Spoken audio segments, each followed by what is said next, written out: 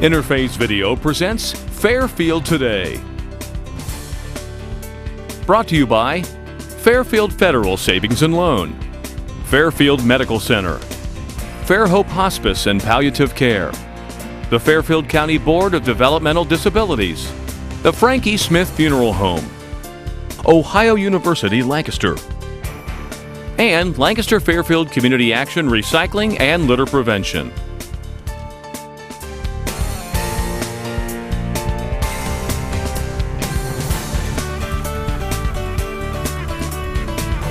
Welcome to the television program Fairfield Today. My name is John Bosser. I am the host.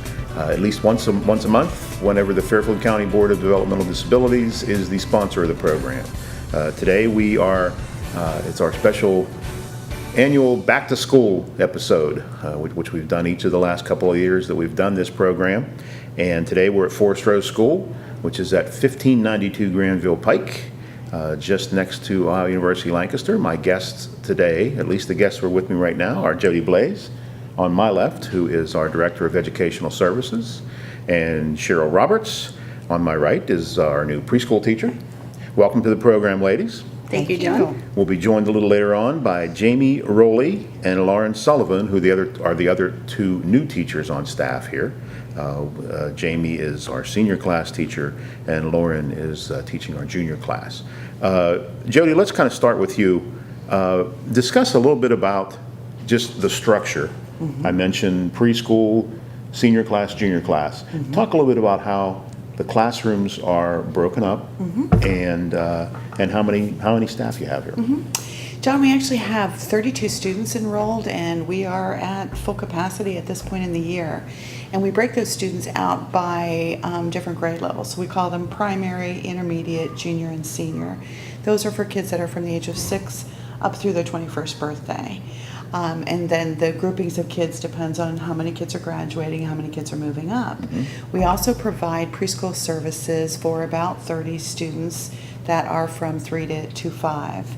And of course, you also know that in the building we house the early intervention specialist, because we are providing direct services in natural environments, mm-hmm. for about 160 children in the county that are from the ages of birth to the age of 3. Mm-hmm. So it does allow us to have that continuing segue until a student is getting ready to transition to adult services. Okay. And you know, the number of 32 students may mm-hmm. sound very low for a mm-hmm. school, mm-hmm. But what was it, like late 70s, mid 80s, whenever most of the students that had been going here as a specialty school began to attend their home public schools throughout the county? Well, this building was actually built in 1975 and services started in 1976. And as recently as the 1950s, some children with disabilities were kicked out of public schools. Right. And that has been a change with legislation and protecting the rights. When the school first began, it actually housed about 150 students and admin, and everybody was here in this building. And there were cheerleaders and basketball teams and shop classes. But as we continue to look at the least restrictive environment, which is a continuum of services, special ed is not a place, it's a service. Mm-hmm. So it all depends on what the child needs in order to be successful in the regular curriculum. So we too encourage districts to do what is needed for children and to serve their children in their own building. And many of the children that had been served actually moved back to the public schools probably in the mid-'80s. That kind of change took place, and they're served in different kinds of ways in resource rooms or special education classes in the buildings, mm-hmm. because we're a very restrictive option. We are not in their local school district. We are not in their building. We don't have typical peers for our school-age population. And as Director of Educational Services, you mm-hmm. have contact with each of the school districts throughout the county. In fact, you had a meeting the day we were taping today. Yes. With Lancaster City Schools' Donna McCants. Absolutely, because the schools will always remain connected with the children from their districts. Mm-hmm. We're a place that they refer to for services on the continuum. It doesn't mean that they are giving up any involvement with that child. They're still ultimately involved and responsible. And we're here so that the parents have a choice. The parents who choose to have their kids in public school can make mm-hmm. that choice. The parents who would rather have their children, or if they have very specific medical needs or something mm-hmm. like that, maybe they're better served. And really, it comes down to a team decision, because it's not a decision made by a supervisor, it's not a decision made by the parents. Parents certainly are a part of the team in making that decision. Sometimes they are more comfortable in an environment where the child may not be made fun of, but we're all about encouraging those levels of support to exist in the public schools. And one of the reasons that we have typically developing peers in preschool is because that's a wonderful opportunity to have kids realize we're the same and yet we're different. You know, you wear glasses because your eyes don't work that well. Nick wears braces because his legs don't work that well, but we sure do love playing with trains. So we want children to grow up seeing that we're more the same than we are different. And they also, as they grow through the school years, when we see things like the Miles for Smiles group at Fairfield Union, is that kids belong everywhere. There's room for everybody at the table. And when you don't grow up knowing those children, you don't have the same kind of rapport. So we want everybody, as far as humanly possible, to be served in their public school. She did it pretty well, didn't she? She did that very well. I liked it. And you both like trains. That's right. Pretty cool. Cheryl, let's just jump over to you for just a second, then we'll come back and talk to Jody about some of the changes that have happened here at Forest Rolls. One of those changes involves you. Yes. You came here 4 years ago, 5 years ago? This will be something like my that? 4th year. Okay. And you had already had your teaching certificate. Yes, I did. But you I were had a looking for something to do, Yes. something that you wanted to do differently. Yes, I had a pre-K through 3 certificate, but I was spending most of my time substituting in the public schools and found out that a lot of time I was placed in a classroom that was working with children that were being used in a pull-out setting. They were being pulled out for math or for reading or for other services, and those little guys just got to me. They were a lot of fun. They challenged me every day, but they taught me something every day. So I wanted to investigate that a little further, and so I thought Forest Rolls would be a good setting to try that. Okay. And and to back up a little bit, to quote a hotel desk clerk in Georgia one time that said to me, "You ain't from around here, are you?" Where are you from? Where did you come here from? Not very far away, Kentucky. Okay. My parents still live about 2.5 hours away. We're just on the other side of the Ohio River. Okay.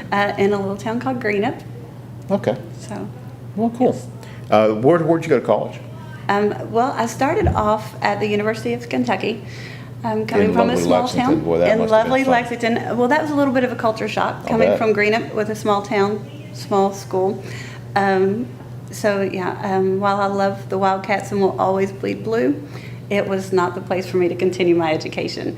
So I came back to Greenup and went to Ohio University Southern Campus for a while.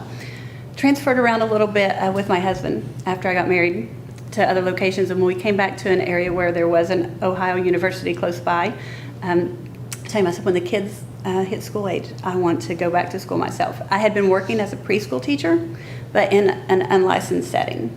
So went back and finished my degree at Ohio University, some at Lancaster and some at Zanesville. Okay. And So when you came that's how I here, ended up here. you were Yes. an ancillary aide. Jody, what is an ancillary aide?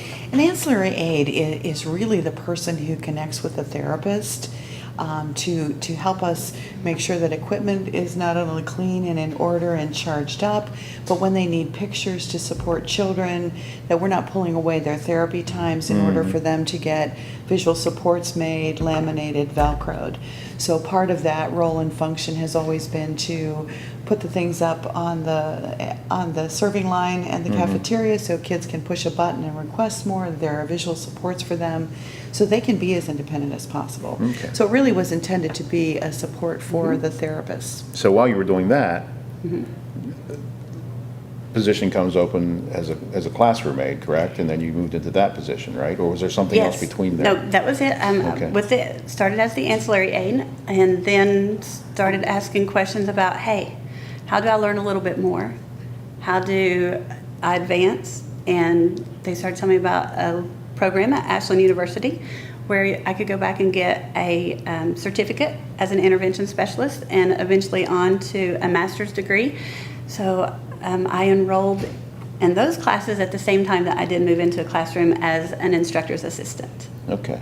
And now you're Yes, I have You have all completed. your certifications, you have your Yes. master's, Well, no, we're still working on that master's part. Okay. Yes, still working on the master's part. I've completed the intervention specialist certificate. Okay, good. And moved, yes, up to a lead teacher this year. So you're in one of the preschool rooms this year, I am. and we're going to talk a bit more about the room we're in now, the art room, but yeah, you'll be able to bring your kids in here and do art projects. Yes. And I see one of the, we'll talk about the Artiste of the Week is already one of the preschool students, is an Artist of the Week. She's not in your classroom. She She's is in a not, different yes. classroom, but that's kind of cool.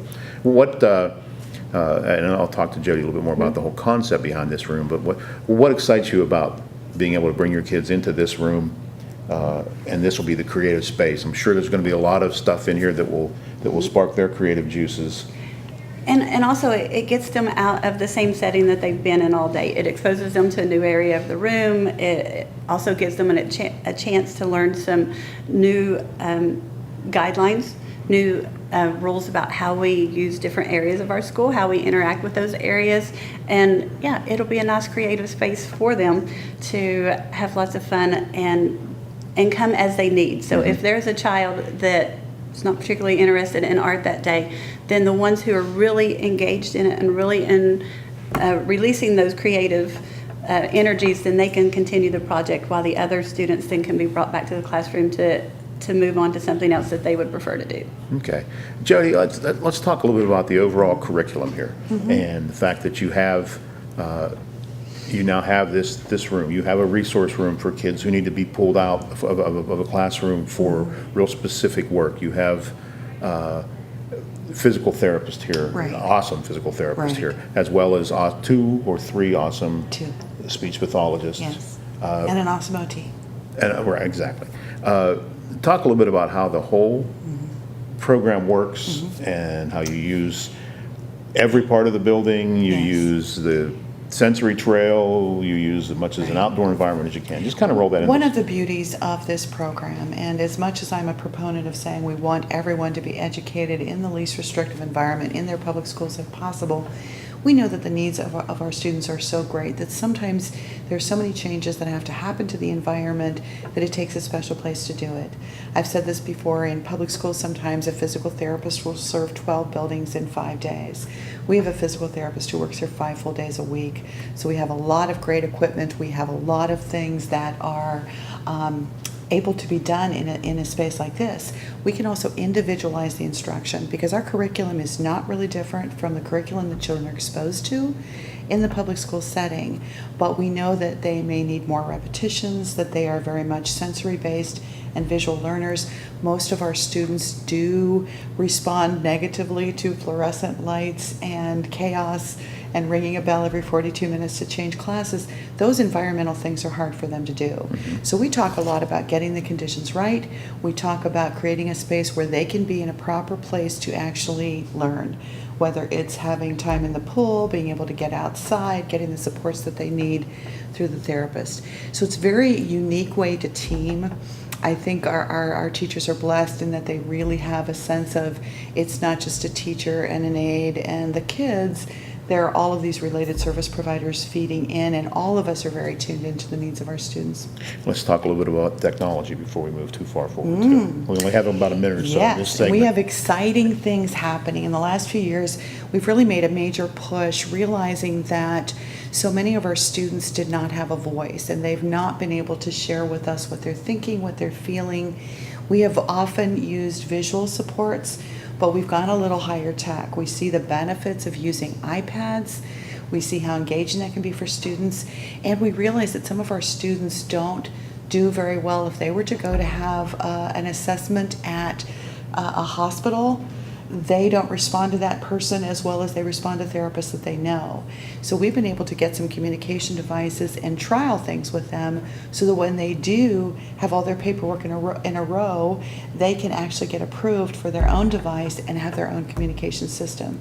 And we can try different things so we know what might work best for them. So we are just astounded. We're using some eye gaze where kids can make choices by moving their eyes. We're using some head scanning where they can move their head.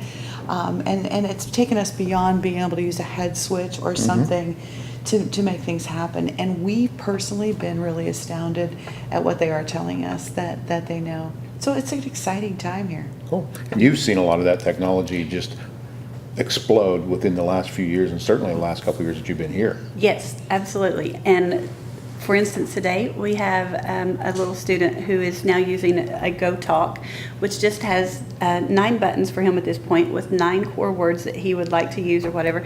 And he was just sitting and playing with it, and he was repeating some of those words. Those were words that we had not heard him say before. But he's playing with the buttons, he's pushing the button, it says yes, he says yes. It says go, he says go. Those are words now that he will be able to use, transition and use in other places besides just when he has his Go Talk in front of him. Awesome. Well, Cheryl, thanks so much. Oh, thank you, John. I'd say welcome, but you've been here, so just have. welcome to your new position, and I'm Thank sure you. we'll talk to you a lot more throughout the course of the school year. Jody, you're going to step away, and we're going to have our two other new teachers who've joined Cheryl in new positions this year, and when we come back, we'll have Lauren and Jamie with us.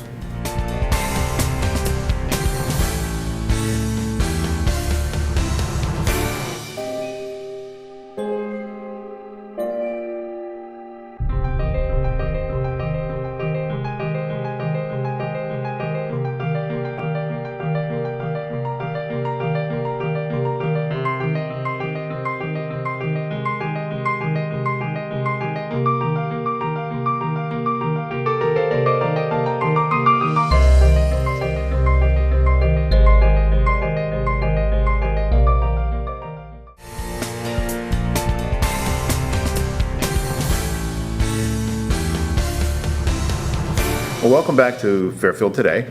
My name is John Bosser. To give you a little reset, and once a month the Fairfield County Board of Developmental Disabilities hosts this program, and today we're at Forest Row School with our annual back to school episode. I'm now joined by, I know I've got to get this correct, left and right, so you're on my left, so you're Jamie Yes. Rowley, Rowley, which yeah. begins with, okay, so never mind.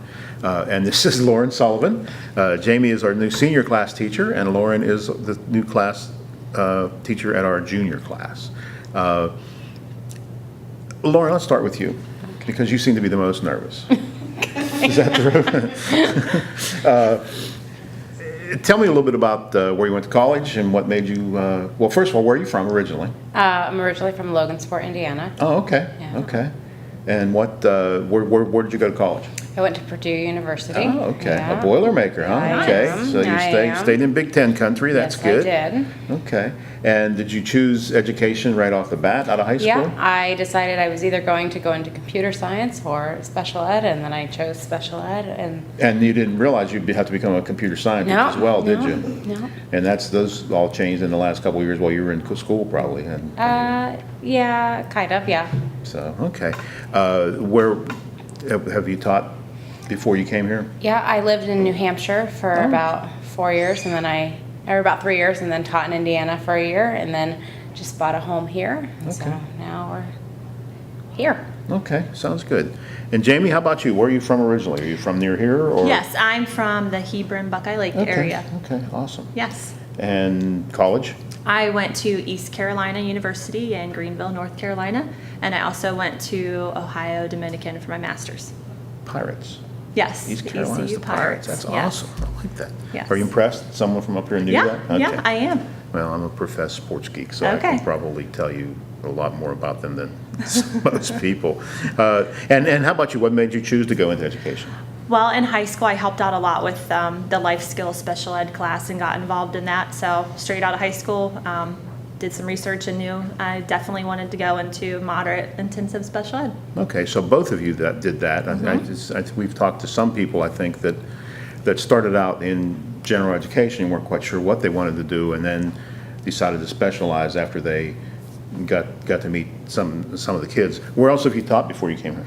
I taught, I've taught at a few schools in Licking County. I actually came from Lakewood, where I graduated from. Okay. I've taught there the past couple years. Okay, awesome.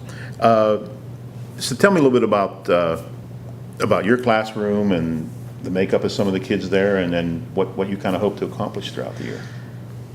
Really, my passion is with the older kids. I've taught all grade levels. I thoroughly enjoy teaching the older students. The older, the better for me. So the senior classroom is a perfect fit. My passion is also in transition and independence and in the community, so that works out really well. We're going to be focusing on a lot of life skills and just getting them involved in the community as much as possible, independence and just that transition into adulthood and making that as smooth as possible. So our classroom, everything we do is going to revolve around that, and it's exactly what I want to be doing. Have you learned our mission statement yet? I've read it.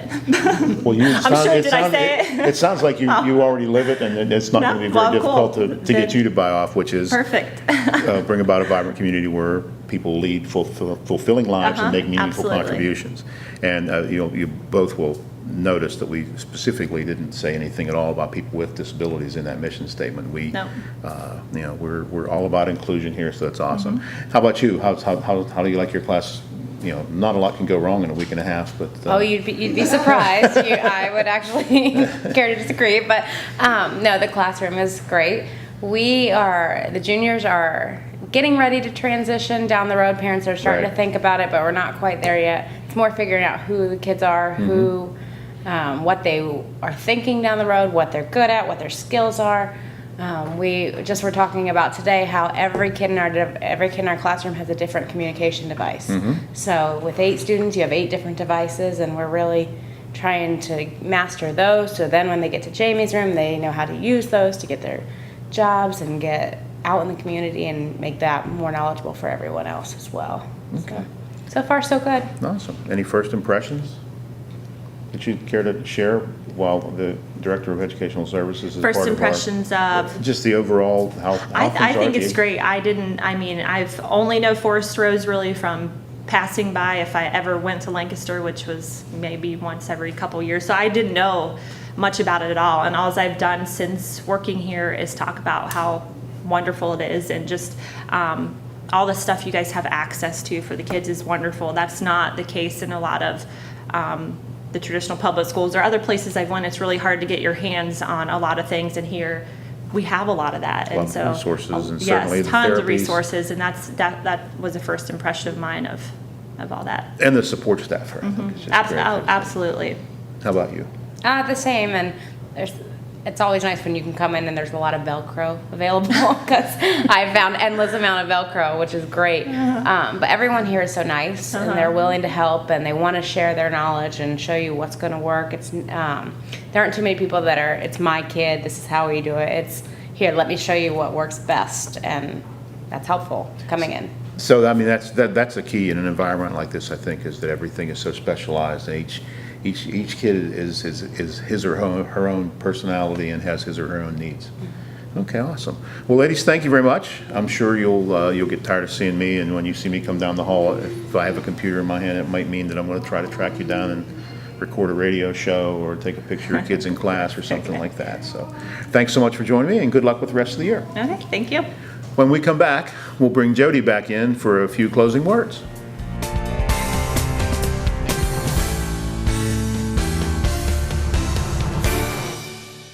Today, about 1 in 5 Americans is living with a disability. Over 50 million people, including many of our friends and neighbors, teachers and co-workers, heroes and leaders. 20 years ago, the Americans with Disabilities Act guaranteed every person the right to live, work, and participate fully in the American experience. We've come a long way since then, and we are committed to making even more progress in the years ahead. Visit disability.gov to see how you can help. A boy born in Joplin, Missouri was fascinated by anything with wheels and a motor. The odds of him winning both the Daytona 500 and the Brickyard 400 in the same year? 1 in 195 million. The odds of a child being diagnosed with autism? 1 in 110. I'm Jamie McMurray, and my niece has autism. Learn more at autismspeaks.org/signs.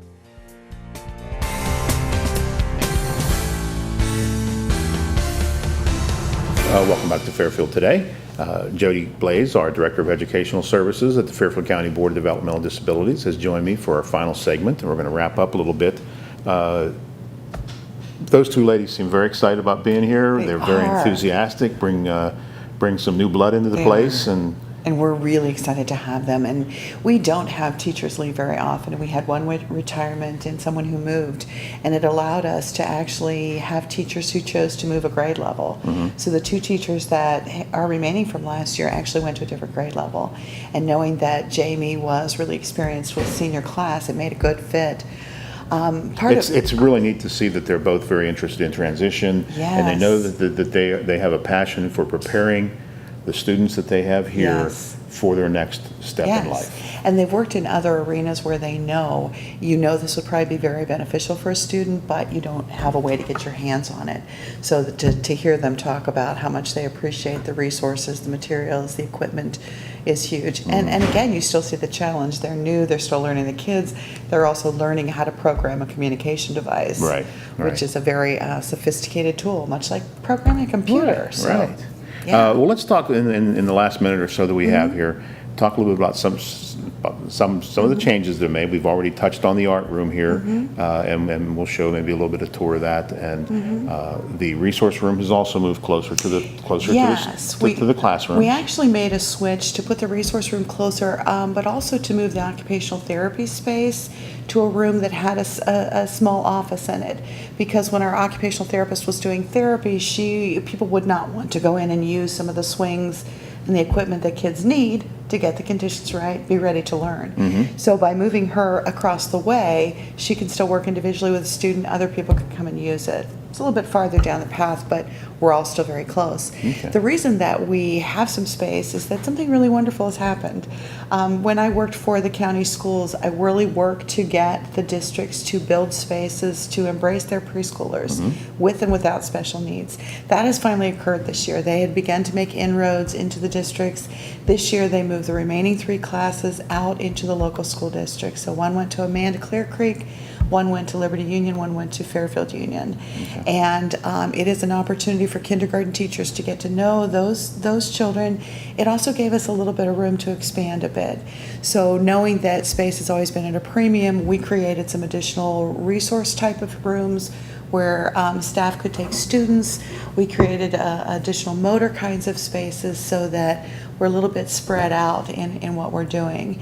And it's been interesting for the students too, that I may be in a different room with a different teacher, and of course being able to move the seniors down the hall kind of puts them on the road to, you're moving toward adulthood, will put you closer to the things that you need and need to have access to. And you touched on it, but what is the direct benefit of that to the students themselves? The direct benefit of a change? Of the change and of just... Again, we know that all of our kids really appreciate routine, but we also have to raise the bar. Research tells us that, you have to be somewhere between fight and flight and what you feel comfortable with. That's where learning occurs, is that kind of stimulated but not overwhelming stress level. So it does kind of challenge our students. Like any student in a public school, they'd be changing classrooms, they'd spend 1 year with a teacher, move on to another teacher. So it helps them to generalize their skills, that they're not just working with one person for a number of years and one assistant. There are multiple people. And part of our mission is to really well train all the staff so that everybody in this building interacts with every child. It's the beauty of being small enough to do that, to individualize it and meet their needs. Good. Well, Jody, thanks so much for opening your building to us today and thanks for coming in. Sharing. I hope people will be intrigued. As always, the building is always available for tours if someone is interested. Come see me. I'll take you on a tour. We're really happy to show it off. We don't mean to be a well-kept secret here in the community of Fairfield County. And we have opportunities for volunteers if anyone is interested in helping us out and learning more about us. Particularly with our sensory trail, so there are multiple things you can come and find out how you can give back to. And how do people get a hold of you if they need to? They can call 652-7225. You can also reach us on our website. You just need to Google Fairfield County Board of DD. It'll give you the website, and every one of us has a picture and a bio, and email this person. You could send me emails directly and I will respond to you. Very good. Until next month, this is John Bosser with Fairfield Today. Interface Video presents Fairfield Today. Brought to you by Fairfield Federal Savings and Loan, Fairfield Medical Center, Fairhope Hospice and Palliative Care, the Fairfield County Board of Developmental Disabilities, the Frankie Smith Funeral Home, Ohio University Lancaster, and Lancaster Fairfield Community Action Recycling and Litter Prevention.